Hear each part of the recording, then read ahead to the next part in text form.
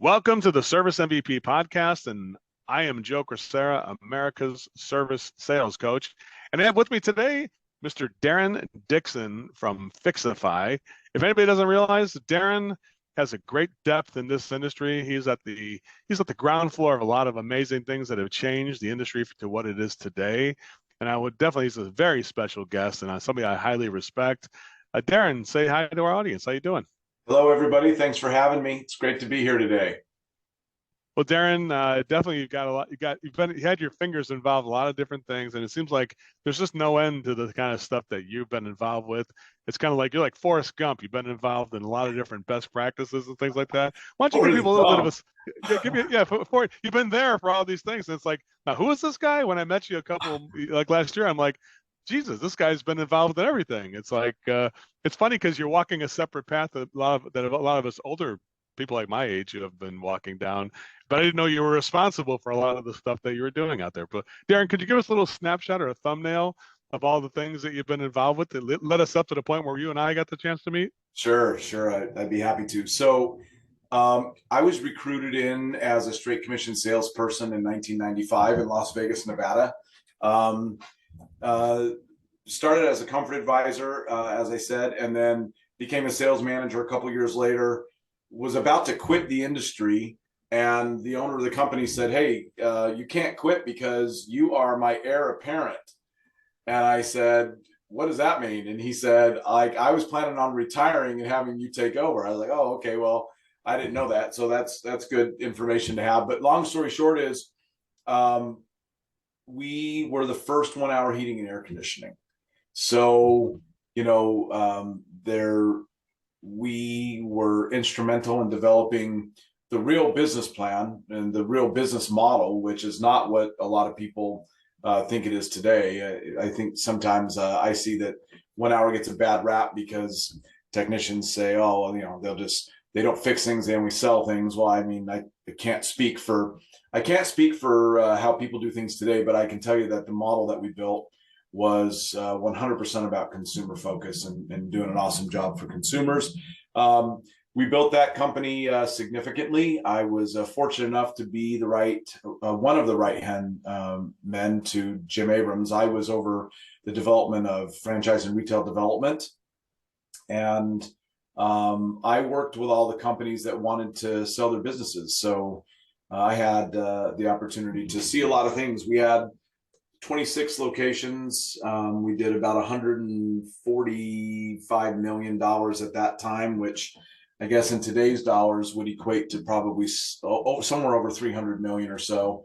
So we had, it was a good sized business. We had lots of franchisees. We had lots of companies that we taught. And so my perspective on the industry really was shaped by a much larger look at the industry than just being in a single operation and going out and fighting the good fight each day. Well, that's great. Well, when I said you were like Forrest Gump, I meant that you're only there for all these important things in the history of HVAC. I didn't mean that your intelligence was the same as Forrest Gump. It's all right. Somebody might argue that point too. I wasn't trying to imply that at all. No, because I definitely, when I heard you talk at another event, I tell you what, I'm like, dude, I was like, usually I'm at these events like blah, blah, blah. I hear people speak the same thing over, but I heard it was definitely a different thing. And I want everybody to kind of expand on that. So it's Darren, I'd like Darren to talk about at least three things he could tell us. But I would say this program, we try to keep it to about three things, but it could be more if you want to. I'm not trying to restrict you to that. But three things that are that HVAC and service contractors have to keep their eye on in the future of the service business. Makes sense? To make sure that there's things coming up. And I would say Darren, I would classify, he doesn't realize it, but I would classify him as a futurist. Somebody who has lived enough stuff in the past where he can see trends, and that's where he involves himself in businesses like Fixify, where he's looking at the future. And just like, I always consider myself like that too. I'm like, I'm always thinking about doing a business now that's ready for the future. Sometimes I'm ahead of myself, but But eventually the future catches up to us, and it's Yeah. just the right time, right? So Darren, could Yeah. you go ahead and start with like, what's the first thing that people should make sure they keep their eye on, that to not have a to make sure that they don't find themselves with a blind spot with the upcoming changes in the service industry? I know specifically you have the HVAC industry, but really it applies to everybody. Go ahead and tell us. Sure. Well, you talk about being a futurist, and it's funny that you say that, because that is, I guess, if I had to classify myself as something, that is what I classify myself as. Just the ability to see patterns and be able to study and apply information in other industries as it pertains back to our industry. And so when you talk about what are three things that contractors should be paying attention to, I guess the first thing that I would say, this is not necessarily prioritized in biggest impact to lowest impact, but perhaps it will end up that way. But the biggest thing that contractors need to be paying attention to is that the business model that they are currently pursuing has already shifted, and they just don't realize it yet, because they don't have the same purview as someone who's looking at a much larger sector of the business. And the shift has happened already over the last couple of years, and we say that the pendulum has already swung and it's on its way back now. And so if when you look at trends, I mean, you've got visionaries, and then you've got pioneers, and then you've got early adopters, and then you've got general participants, and then you've got laggards, right? And so the laggard thinks that what he's doing is current, but the pioneer already realizes that the pendulum has swung and it's already coming back across, and it's now going to kind of lap the laggard. Does that make sense? It So does. It's like the current thing is actually the past thing. He's it living in the is. Past, more It, else. it, it is. And so, when you look at the S curve of business, there's all these inflection points on when things happen. And there's industry stages. There's four of them. There's an introductory phase, there's a maturing phase, there's a growth phase, and then there's a decline phase. Excuse me, I mixed two of those up. It's the introduction, it's growth, it's maturity, and then it's decline. And the talk that I was giving that you're referring to was a discussion about that. And so if you think back, Joe, to our days, our earlier days in doing this, there were very few contractors that understood the method that we were using on high value representation and pricing right, and communicating to consumers about replacement sales. And the industry was still very service repair oriented back in the day. You remember? Yes, and totally. It took a long time for generational changes to happen. And what happens is you get a business owner who subscribes to something, he teaches their employees, and then an employee will grasp that, decide to go out in business for themselves, and they will follow the same philosophy and hire younger people to come to work for them. And then those younger people learned it that way, and they just think that's the way it's always been. And so if you take a couple generations of time that go by, like we have now, you got a lot of contractors that are out there thinking that, this method and this model that they're following is just, oh man, it's just always the way it's going to be, because it's still new to them, but it's already shifted and it's already changed. And what it's changed to is the vast majority of consumers that are buying subscription plans for protection on their home. And so this whole wing it and let's just see what happens and have somebody come over here and fix our stuff is becoming a less and less popular. And especially as millennials have become the largest group of homeowners in the US, they are very much about subscription products that, feel just like having a Netflix. I pay it and it just comes out once a month and I don't have to think about it. And that's the amount of management that I have to do for my home repairs, because right. And it's the most popular growing method for service that there is today. And so you've got contractors in every single marketplace.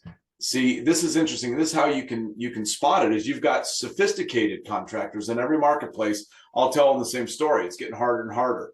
right? It's getting harder and harder, where it's getting harder to get more customers. It's getting harder the cost of acquisitions going up, and the difficulty in being able to generate and convert replacement sales from service oriented visits is becoming more and more difficult for contractors. And in fact, many of them that I know, in some of the most sophisticated that I know, are very far behind where they were last year.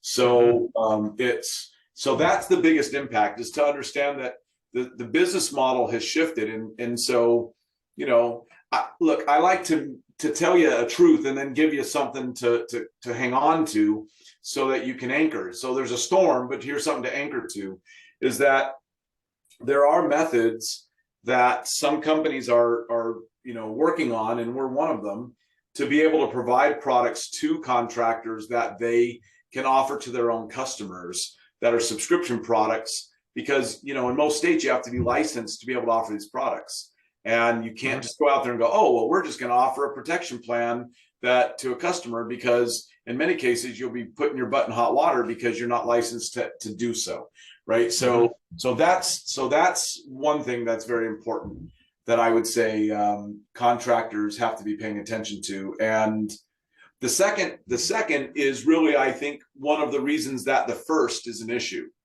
And the second is that the consumer business model that our industry follows, and I hate to say this, and I don't want this to sound like it's generally true of all service providers, because it's certainly not generally true of all service providers, okay?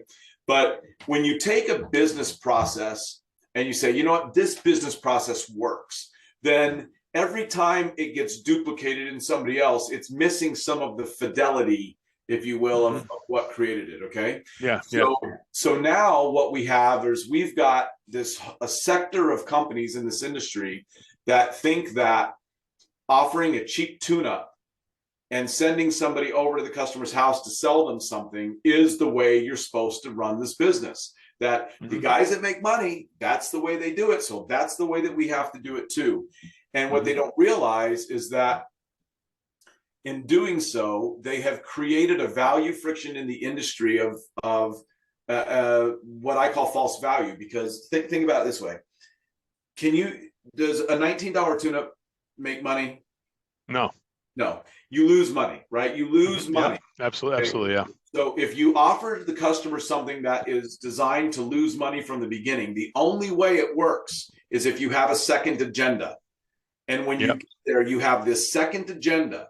And that second agenda is the problem in our industry, is that everybody's got this race to the bottom on how can I provide the cheapest tune-up to consumers so that I can get somebody over there so that we can try to sell them something. And that is an issue. Yeah, it's like as a futurist, you have to be a historian, because that's called bait and switch. Basically, that's as old as selling encyclopedias. By giving somebody a free give me one free book, and then what the rest of them? Stay at our hotel for a couple days for free, and then by the time before you leave, you got to sit through this presentation, get a timeshare. Yeah, you get the difference is the timeshare industry tells you that it's going to happen. Our industry, somebody over your house, and you think you're getting a $19 tune-up, when in reality, the guy's following your wife all over the house trying to get her to buy this, that, and the other, and so that's an issue, right? And that model is being rejected by consumers. And like I said, I think that's large in part why it has ultimately, the business model has shifted. But the protection plan business model that we spoke about first, it's not new. It's only new here. I mean, it's not even that new here, but there's a really big company out there that has millions of these protection plans, and they in their annual study or annual report, they're publicly traded. In their annual report, I was reading it, and they said that this was a very popular way that they plan to continue to generate and grow shareholder value in the future, and that 56% of the market is still available. So I look at that and go, okay, so that means 44% of the market is not still available, which means that we're out there, contractors are out there competing for a customer that a market base that has 44% of them are already married to somebody else. They're already in a different plan, you know. And Fixify, yep. I can also tell you from the inside that at Fixify, we integrate with a large company, and we're the administrators of those claims. We dispatch the calls, and we're the administrator of the jobs, and we do the payments and everything. So I can tell you that it's not theory, it's fact. So that's two things, right? Yeah, yeah. The third thing that is, I think, is the biggest thing, and the third thing is that, you know, for a long time and this goes back again also to the talk that I gave, is the fourth phase, which is the decline phase. It happens because during the maturity phase, tangential businesses within the industry start looking at the viability of the industry, and they start recognizing, hey, there's a lot of money to be made here. And so, you know, during COVID, you saw a lot of industries start focusing, and after COVID especially, right, you saw a lot of industries that lost a lot of money during COVID in hospitality and in real estate transactions, that looked at our industry and said, man, this thing is recession proof. And so, and pandemic proof. And so you saw tangential money come into our industry and start buying companies for above market value. And no matter how much we want to breathe the ether and tell ourselves that these businesses are worth this kind of multiple, they're proving that they're not. And it was definitely a seller's market. So, you know, hats off to those that did it. But the problem now is that if you take all of this big witch's brew that's cooking around here, what is happening is some of the declines that they're experiencing is forcing them to look at other ways to try to make money in this industry. And it's not just pressing and hitting on contractors. You have to go up the commerce chain, and you have to look at what is the number one way that contractors, especially in HVAC, make money. It's in selling replacement systems. So if service is declining and service relationships are declining in the nature in which they exist with protection plans and warranties and things like this, the next thing to focus on is, well, how do we still get and grab a hold of the replacement sale? And the replacement sale today, most contractors rely on the nature of the service episode to get replacement sales. The biggest blind spot that contractors have, as far as I can tell today, is that they do not know how, and they are not skilled at marketing to the proactive buyer. Mm-hmm. Somebody's looking to get ahead of it, not wait for the breakdown of the cracked heat exchanger or bad compressor. They're already kind of like, you know what, let me look into this now and kind of like check it out, right, and see what it's all about. According to the HRI, 20% of all replacement sales are proactive buyers. So if you look at, and the biggest place that proactive buyers want to do business is online. So, and that, you know, this is data that's available. Like, this isn't Darren says so. This is data that's available. And that's what you mentioned, what do futurists do? Well, we certainly study the past, because you have to know where you came from to chart a line of where it's going and understanding the impacts and the influences that are there. So the biggest issue that I see today is that the pressure that manufacturing is experiencing with pent-up demand and inventory stacking up because of soft sales cycles through the service side of the business this year is causing them to rethink the way that the relationships between contractors and manufacturers and distributors exist. And right.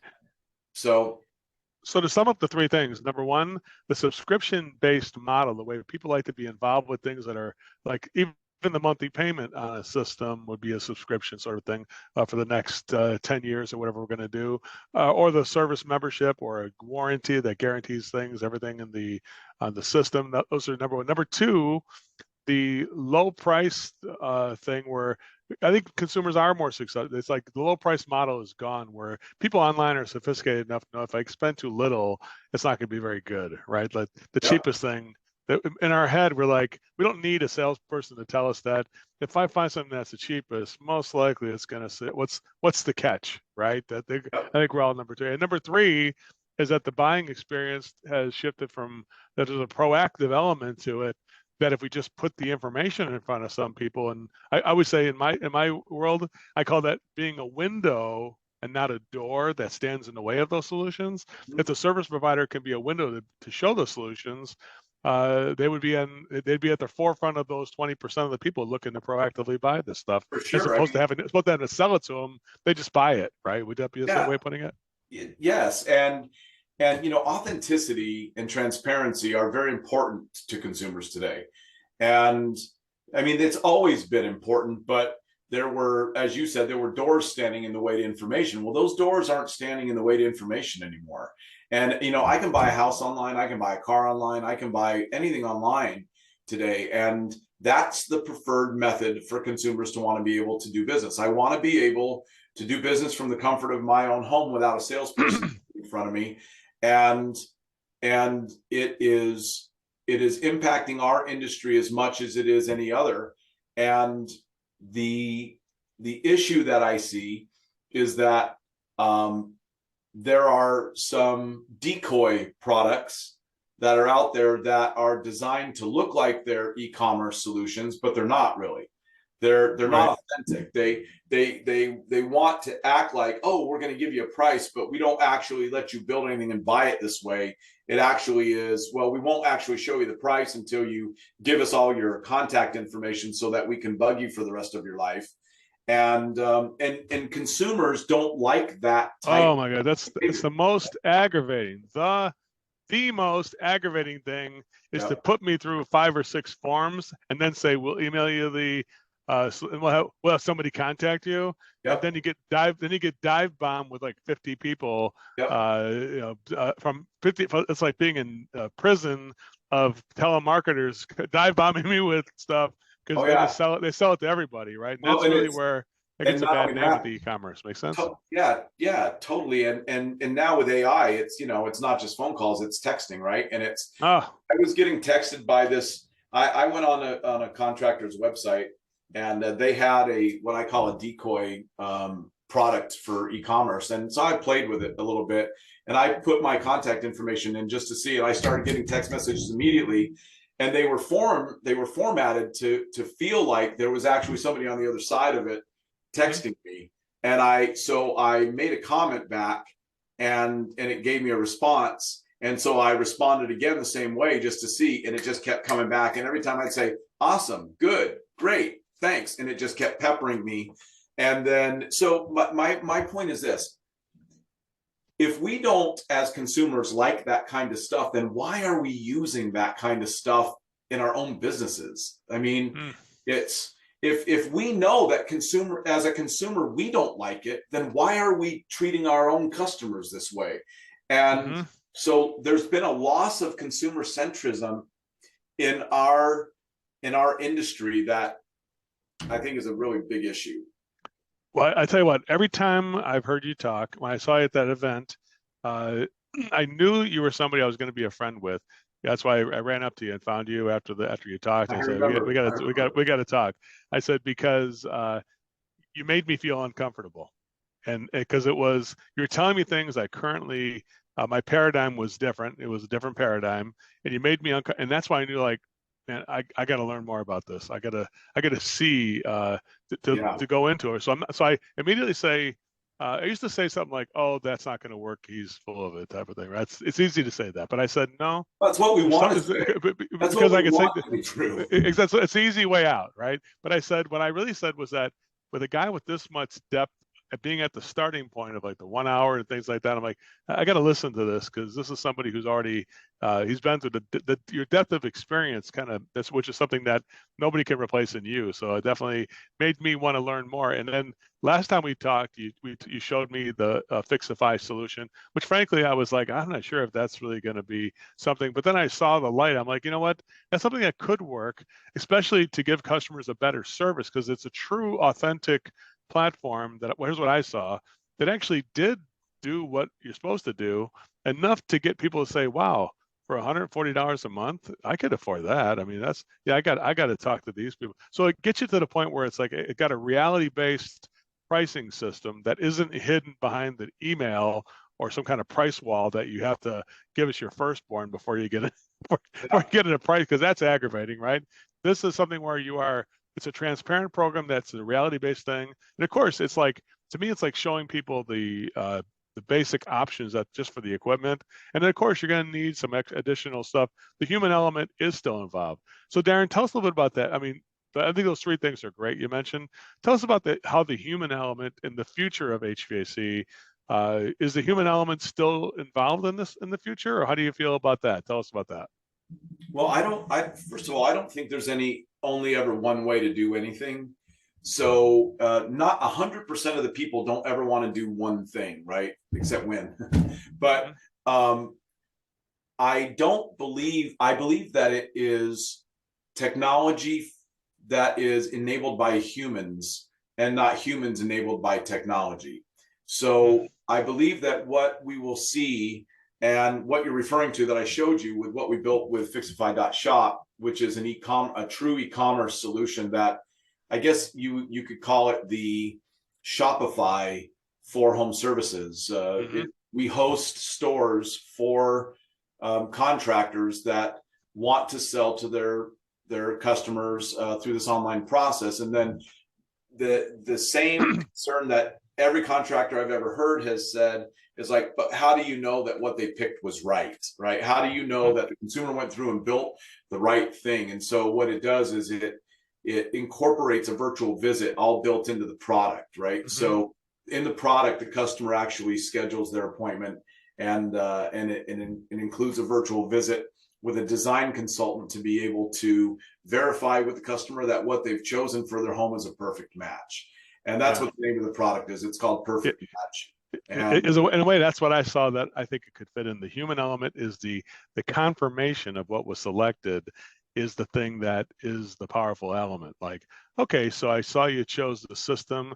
We did have the air quality solutions. How important is the health of your family? Well, it's very important. Yeah, I noticed you didn't choose that as the reason why.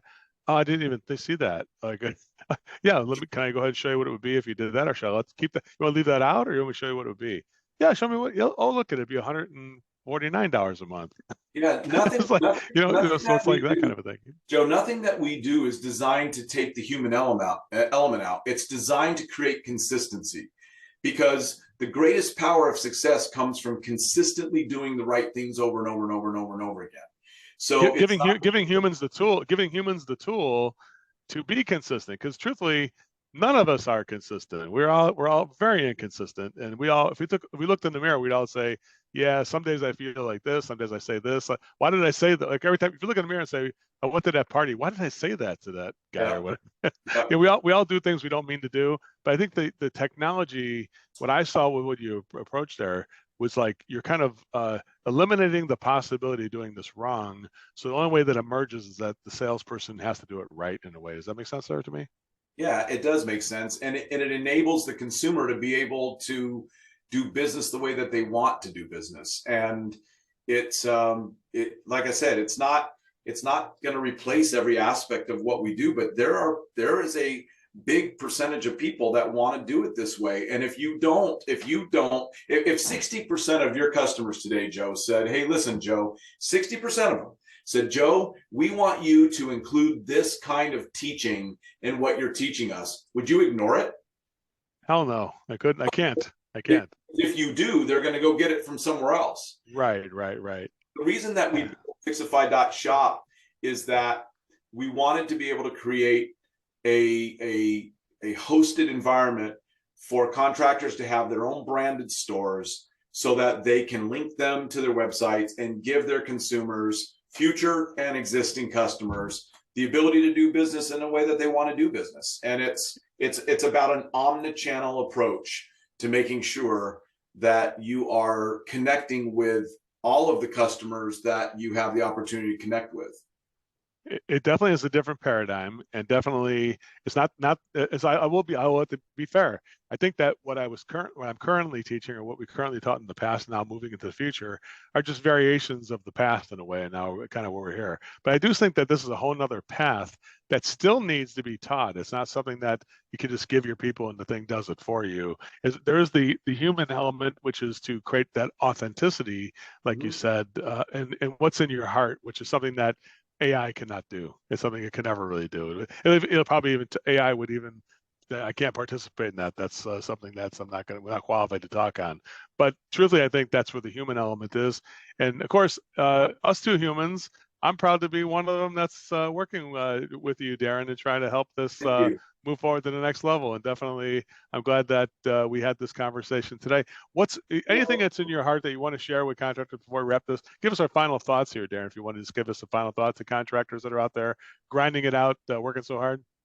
Well, first of all, I want you to know that I admire entrepreneurs, and I admire guys that go out and I say guys, I mean people. I don't mean men. Get what you mean. Get what you mean. Guys, you know what I mean? It's you guys. It means women too.